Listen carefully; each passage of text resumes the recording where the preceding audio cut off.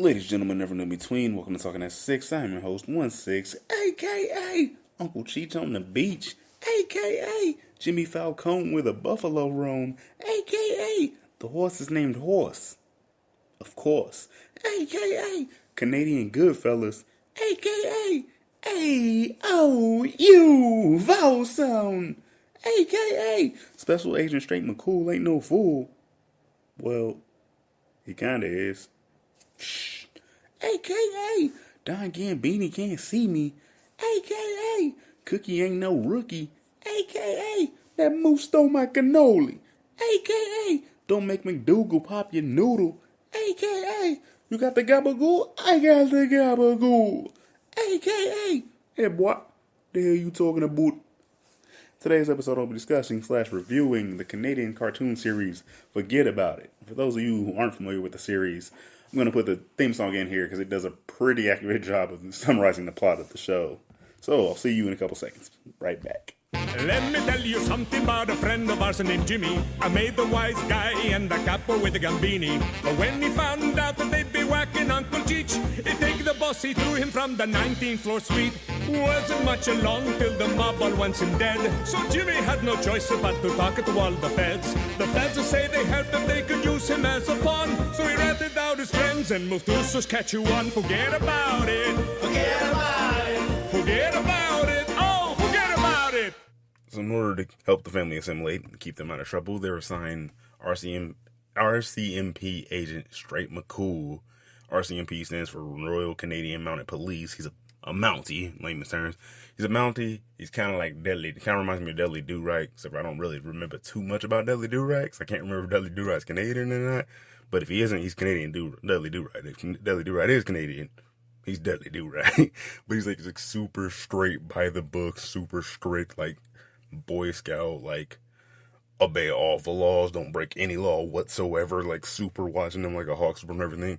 But at the same time, he's also like super like stereotypically Canadian, nice and like kind of gullible, and like almost like their whole thing is like trying to pull one over him because they can't really leave the crime life alone. Like Jimmy and Cheech can't really leave the crime life alone. There's also Jimmy's daughter Gina, who's his youngest, and like she's like super into the life. Like she talks like good fellow, wise guy. Like, she has the accent. She knows the lingo. Like, she's in the life. She, like, honestly, it's like, oh, hi, joking. Like, she's in, like, his other two kids are kind of just like normal kids. Well, Teresa, his oldest, is like stereotypical popular girl, airhead, like, just over the top, like, teenager, but like overly sexualized, but like, not to the point of being creepy, because it's like, you know, but it's also a cartoon, but it's also a more adult-oriented show, but it's not like, she's not like creepy or the type, it's just like, oh, okay, like, you get it, like, it's like a high school movie made for adults level.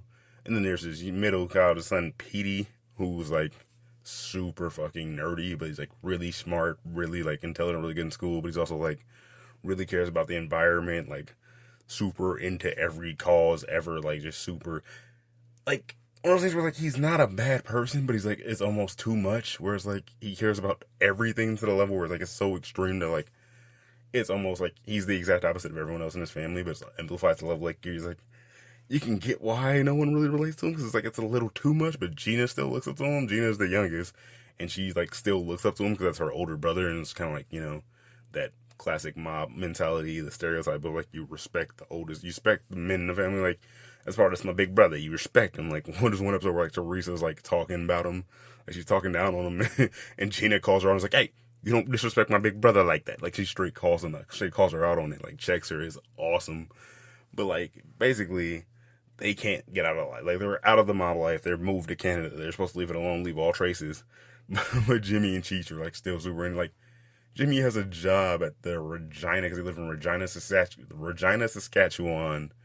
And Jimmy works at the tourism board, so basically he does nothing all day. Like, he's supposed to, like, help promote, like, tourism of the town, but, like, no one ever comes in, no one cares. The joke is, like, no one gives a shit. It's Canada. Who wants to come see this cold?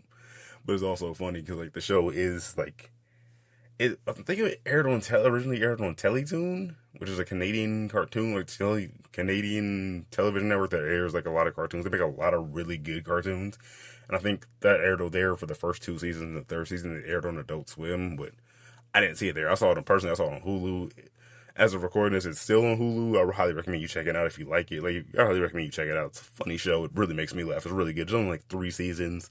It's like 12 or 13 episodes per season. It's a quick watch. It's like you can binge this out in a weekend. You know what I mean? It's like really great. It's really funny. And then there's Jimmy's Uncle Cheech, who like, he can't leave the life alone, but he's also a giant idiot. Like, he doesn't work. He doesn't have a job. Like, he's just, essentially, they have to babysit him because he's just a giant moron. And, like, not in the sense of, like, oh, you know, you feel bad for him. Like, he's, like, just really, really stupid. Like, how he's alive, how he lived this long is a mystery. There's one episode where, like, Jimmy's wife, Cookie, I forgot, she's talking to someone about something about, like, how, like, living how, like, she's a stay-at-home mom, she's a stay-at-home wife, you know, she's taking care of the house, taking, like, being a housewife is, like, a full-time job, and there's one part, like, I don't even know if she's talking about housework, or, like, just, they're just talking about how Cheech is in here, like, how there's, like, how they have 3 kids, but with Cheech at home, there's basically 4 kids, and Cheech walks by with a mouse trap stuck to his tongue just hanging out with a mouse trap, and I was like, we're out of cheese. This idiot trying to eat the cheese off of a mousetrap, and like, it's funny because like, he constantly has a glass in his hand. Like, he's constantly drinking. Like, he constantly has like a glass of whiskey in his hand. He's just always drinking, but he's never like drunk. It's never an animation of like, it never showing like, oh, he can't handle liquor, like he's drunk. He like, it's almost like him drinking just helps him function normally. So we're like, he always has a drink in his hand. It's just a casual thing. Like, even when he's sipping it all day, like, he could, like, there's one time where he takes Petey to a casino because he thinks Petey's autistic because he's smart, and like, he talks about things that Cheech does, like, goes over Cheech's head. And like, no one is, you know, I was watching basically, he's like, the plot is like, he watched Rain Man, but he got the title completely wrong. He got everything about the movie wrong. He got all things horribly wrong. He thinks Petey's autistic, but it's just Petey's just actually smart. And she dumps toothpicks on the table. It's like, Pete, quick, how many toothpicks are there? There's 3. There's only 3. Pete's like, there's 3. He's like, oh man, this kid's a genius. All right, quick, Petey, how many cards am I holding up? He's holding up 1 card, and it just blows Cheech's mind. He's like, he's a genius. All right, he's a genius with numbers. So he takes him to a casino to count cards. They play blackjack and count cards, and it's just like, they do the classic, the iconic scene from Rain Man, where like, they're coming down the escalator, and Petey's in a suit, Cheech is like in his normal clothes. Petey's coming down the escalator, and the escalator stops, like, let's go home, kid, we'll come back tomorrow. Bad omen. Like, cause the escalator stops on him, it's like, bad omen. But anyway, they end up gambling, and like, Cheech gives him whiskey. He's like, what? Petey's like, what? I'm a minor, I can't drink this. Don't worry, I put it in your sippy cup. Dude's like 14. It's almost give him a sippy cup full of whiskey. First off, he's giving him a sippy cup. He's 14. Second up, it's a sippy cup full of whiskey, so that somehow justifies him giving a minor whiskey because it's in a sippy cup. But it's just like so stupid. But eventually, Petey just ends up like counting cards. He wins a lot. Like, he's just getting completely hammered. He's like all out of it and slurring and like all over the place. And eventually, he just like yells out how he's counting cards. It's like, yeah. It's like, give me, he has a 20, and he hits him. He's like, what are you doing, kid? You have a 20. Don't hit him. Hit me. Give me that ace. And he dealer pulls a card and it's an ace. It's like, yeah, I knew because I counted it. I'm a card counting motherfucker. And it's just like, just yelling about all this shit. It's like, I can compete, and she's like all proud of him. It's like, kid, I knew there was something special about you since the day you were born. Then like the casino guards come, sir, we'd like to talk to you in back. And she just like, I never met that kid before in my life. Just completely abandoned. Doesn't abandon him, leave him. They end up taking him to the back. The casino owner calls him out for counting cards. Like, we frown upon that in this establishment. I'm sorry. I should have did it. I should have been drinking. I'm a minor. It's like, wait, what? You're a minor? Eventually the casino like lets him leave. Like, first they were going to take all the money because he was counting cards, and they found out he was a minor, so they let him leave with all the money because they don't want to get shut down for letting a minor in. But it's so funny. And Cheech and Petey are walking off, and Cheech and Lyson like, oh man, Petey's just like, I don't know why I said or did all those things I normally wouldn't do. It's like, Cheech is like, that's the miracle of alcohol, kid. It's like, yeah, you gotta be careful though. Sometimes when you drink, you go to bed with some really beautiful ladies. Petey, that's good. Cheech, and wake up with some really ugly ones. Petey's like, but they are women, right? Unless it's tequila. Like, this whole show is just like super stereotypical, like Italian American mob stereotypes. Like, it's like I said in the intro, man, AKA Canadian Goodfellas, because it's kind of like Goodfellas mixed with Godfather mixed with like. It's like super hammering home like the movie stereotypes, the mob movie stereotypes. Like, Cookie's a stay-at-home mom. Jimmy met Cookie. Like, what? It's like, This is one where they fall out about how Cookie loves the bad boys because she met Jimmy when he robbed her father's liquor store. It's like, yeah, and to this day, he still don't like me, and I don't know why. So stupid. But then, like, it turns out, like, at one point, Cookie was a stripper, but like, she's a stripper turned housewife, and she tried to pretend like that never happened. And, like, this one episode where, like, this lady comes to the door with her daughter who's a Girl Scout, and Jimmy's, like, in the living room clipping his toenails, and Cookie answers the door. But when Jimmy's clipping his toenails, he, like, clips his toenails, and he throws them in the trash can. He's like, oh, and a miss. It's like, oh, and a shot from downtown. And, like, Cookie opens the door, and he throws it and hits the lady in the face. It's like, oh, and a lady I don't know takes one to the head. She's like, Jimmy, we got guests. Don't do that in the living room. Do it in the kitchen. And the lady's just like, oh yeah, sorry. Like, they're trying to recruit their daughter. They're going to try to recruit their daughter to Girl Scouts. But it's like, see, there's no, like, their version of Girl Scouts. Like, don't worry about it. But like, oh yeah, hi, I'm Cookie. It's like, oh, Cookie, that's an interesting name. It's like, yeah, it was a stage name that stuck. Oh, you're a performer? It's like, I was a dancer. Ballet's like, ballet? She's like, I said dancer. Leave it at that. I said dancer. Leave it alone. It's just like funny. It's like these like classic suburban mom like prying at things that don't need to be pried at. Like just shut the fuck up and leave it alone. Let well enough be well enough. Just leave it be. All right. I gave you. I was a dancer. You don't need to go further than that. Like Jesus. But like it's funny because like the whole fucking series like. They're all trying their best, Like, Cookie's trying to be, she's a great mom. She works her ass off. Like, sure, she's at home, but she does all she can to make her kids, keep her kids happy, keep her idiot husband happy. Like, there's so many, like, times where Jimmy's just, like, doing extremely stupid shit. Like, there's one episode where him and Cheech, like, Jimmy's just having a really rough time at, like, work and life is just really getting him down. Him and Cheech's like, oh, yeah, we'll go to a strip club. No, cheer you up, Jimmy. We'll go to a strip club. And they end up, like, trying, like, all these places just have, like, names that should obviously be strip clubs, but they're not. They're just some, like, pun on the name. And the last one they go to is called Dirty Women. And Jimmy's just like, I don't even want to go in there. So they end up opening their own strip club. But then Jimmy's daughter, Teresa, like, she actually gets a job there. Because they, like, hire someone else to be a manager and run the things. They just put up the money.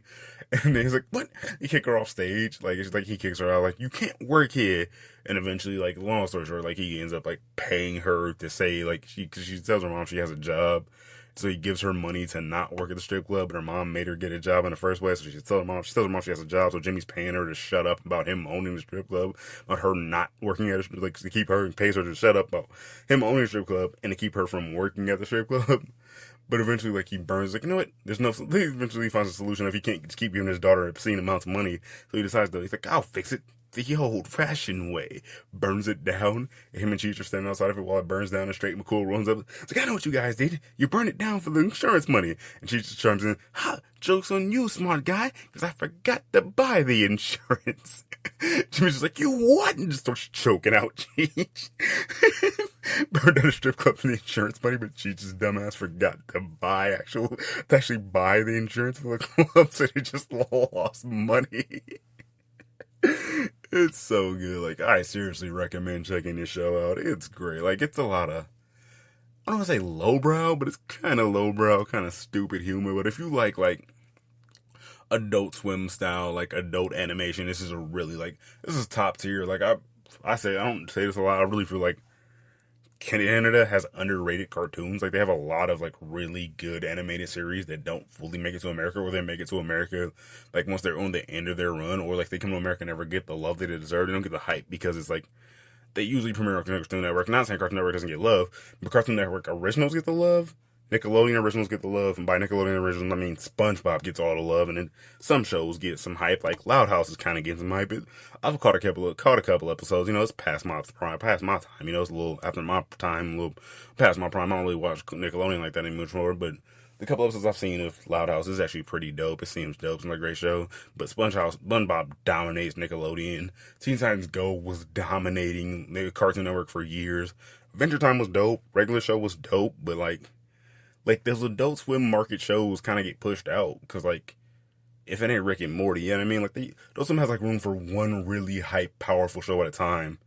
Like, I remember back when Adult Swim first got, like, started grabbing shows that were in syndication. They got a Futurama and Family Guy. and those were both heavy hitters and they were really dope. And then they started coming with like the really good originals like Aqua Teen Hunger Force, Metalocalypse. Like it has some great animated series. But like Forget About It. Like it falls into that lane for me. Like it reminds me of those. It's a really great one that came out of Canada. Like I didn't find out about it until I saw it on Hulu, but apparently like the third season had ran on Adult Swim and I never saw it. But like I saw it on Hulu one day and like I'm not gonna lie, the first time I tried to watch through it, like I watched like a good 50% of the first, I got like halfway through the first episode and I kinda didn't like it because it was about basically Jimmy's son Petey like was getting bullied at school, so he got him like he was like I'm gonna take him to the boxing gym, take him to box. And like he just refused to because he's a pacifist, so he refused to fight. But then found out his trigger was like him. Like if you talked about the issues the issues he care about, like the issues he's really sensitive about, things he care about, like but like if you like it was like Nuke the Whales or something, not Nuke the Whales, but like along those lines, like they would just like put a shirt on the guy that says like he was pro whale hunting or something. And Petey would like get super mad and just knock guys out, like knock guys 3 times his size out in one punch. We're just like completely demolishing people. He was an awesome boxer. Like if you trigger him, he was great.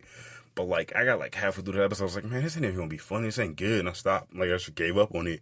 Then I came back like 5-6 months later. I was like, oh, let me give this another shot. Watched that first episode again.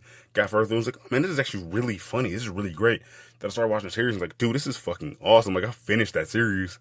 I was like, this is honestly one of the best animated series I've ever seen. Like it's really good. Like it's not like super in depth. Like every like branching storyline. Like every story is one giant timeline canonical thing, but it's like they're all separate stories. Every episode is its own little separate story that's kind of loosely like it's essentially all just about the family being in witness protection and how they're dealing with living in Canada and how like a mob family from the East Coast deals with being up in Canada where there's like very little, where there's little crime around them, there's no organized crime. They're kind of like they're like the muscles. There's one episode where it's like where they shake them down, where like the McCool like takes their guns or something, like calls them out from guns. Like, why do you have like so many of these are illegal in Canada, and most by the Geneva and outlawed by the Geneva Convention.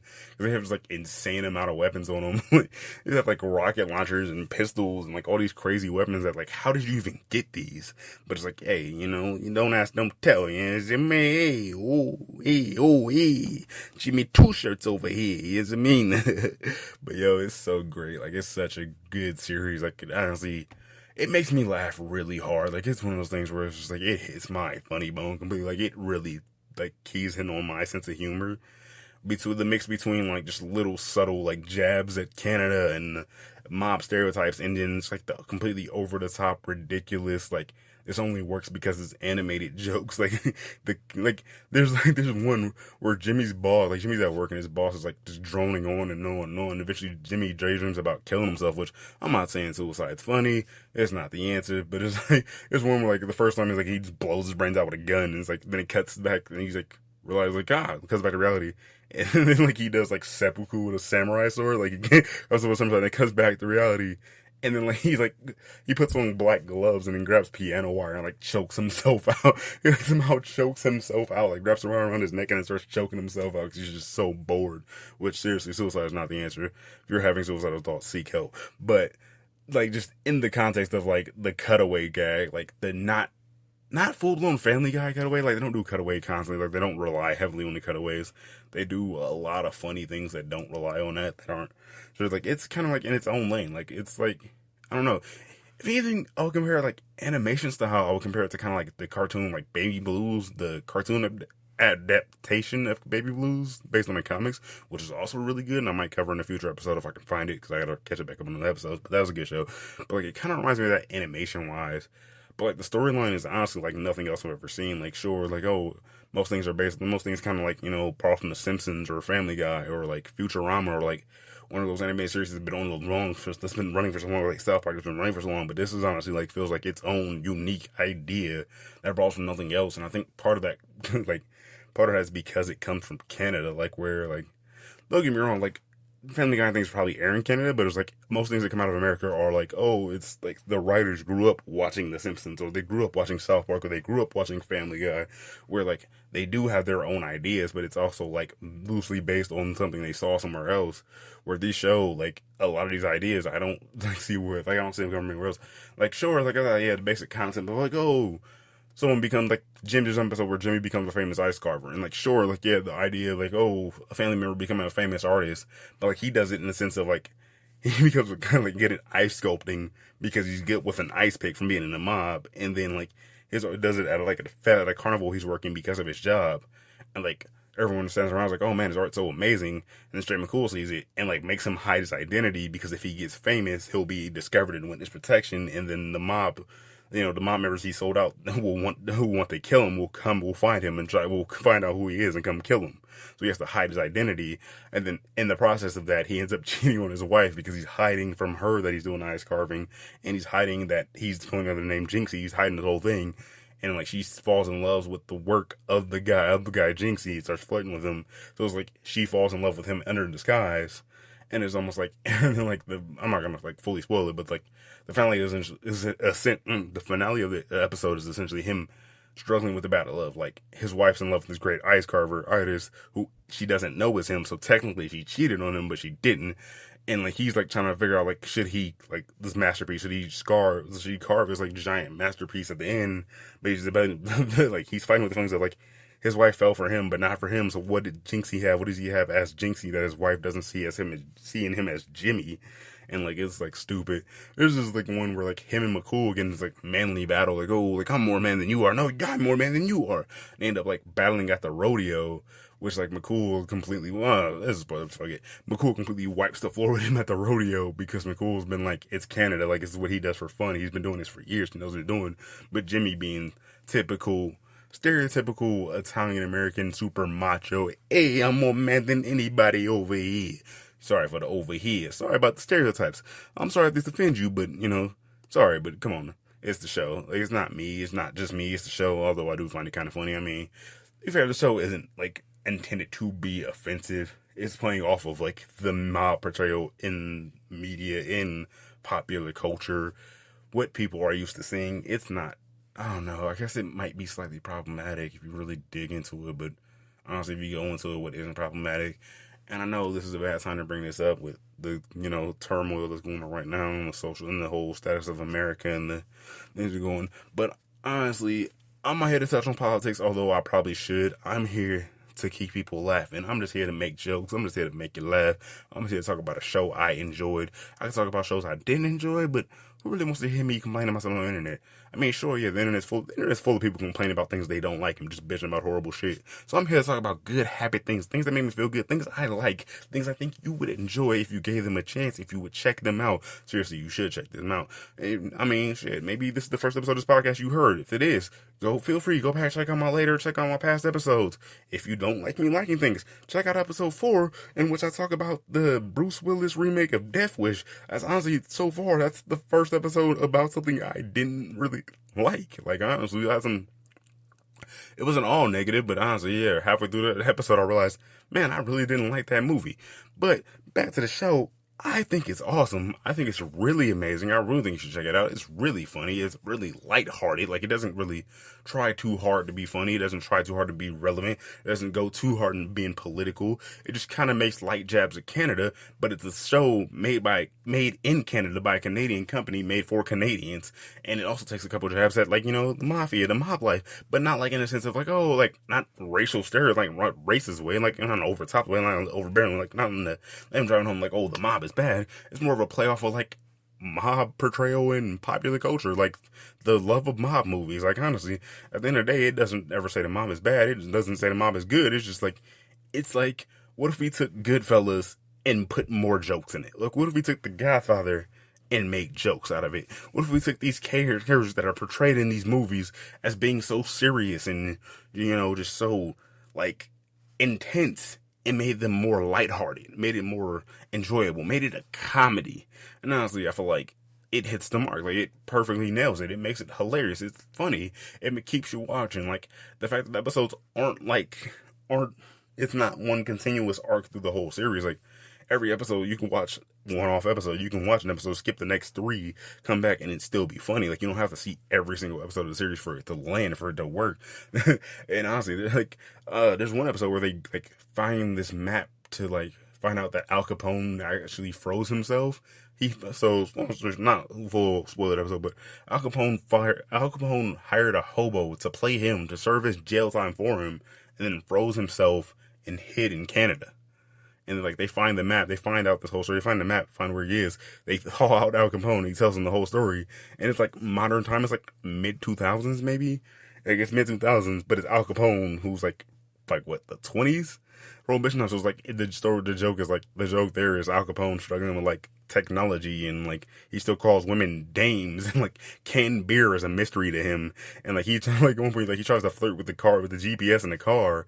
It's like she just keeps giving him directions because GPS, like, it doesn't fully interact with him. It's, God, geez, she's giving me the cold shoulder here. I mean, he's less Rodney Dangerfield, more Al Capone. I can't really do an Al Capone voice, you know, I'm not great at that. Well, you don't know, but I'm not so great at the voices here, yeah. See, I'm terrible. Only got a couple impressions I can do. I can do Southern really well, which I'm not Southern, so it might be slightly offensive.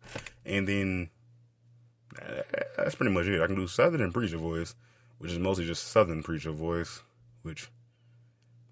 yeah, you know, kind of the same thing. Not too much of a leap there. But the point I'm trying to make is, it's a great show, and I really hope you enjoyed this podcast. Hope you enjoy hearing me talking about the show. Hope you feel like inclined to tell your friends about this. Like, share this with people you know, share this with people you like, share this with your friends who like animation, share this with your friends who just like comedy in general, who just like enjoy comedy, like internet culture. Like, what I'm saying is, man, I keep doing this. I'm doing this for me. I started off doing this because I wanted to. A lot of people saying, "Oh man, you should really do your podcast. We like hearing you talk about things. We like your tangents. We like your rants. We like you hearing you talk about things." And then, like, I don't know. I guess what I'm saying is, like, I fight hard. Like, sometimes I've had a hard time finding motivation to keep this going. Like, I do it for me, and I say it's not for other people. But at the same time, it's like, the likes, you know, maybe give it a space of likes, give it a subscribe, just give it a listen, man. Just keep like trying to get views up. Like, it's on YouTube, I get it. No one wants to watch a 20-minute YouTube, you know, a 20 to 30-minute YouTube video with like no real picture. That's just me talking. That's just audio. I actually might try posting this to SoundCloud, see how they do there. But yeah, man, like, give it a listen. Let me know what you think, and check out the other episodes. Oh man, like go ahead and wrap this up. But thank you for doing that. Thank you for checking it out. Thank you for giving it a listen. Thank you for staying this far. Thank you for giving me a chance. And I might not be the greatest. I might not be shit, but I will always talk that 6. Thanks, guys.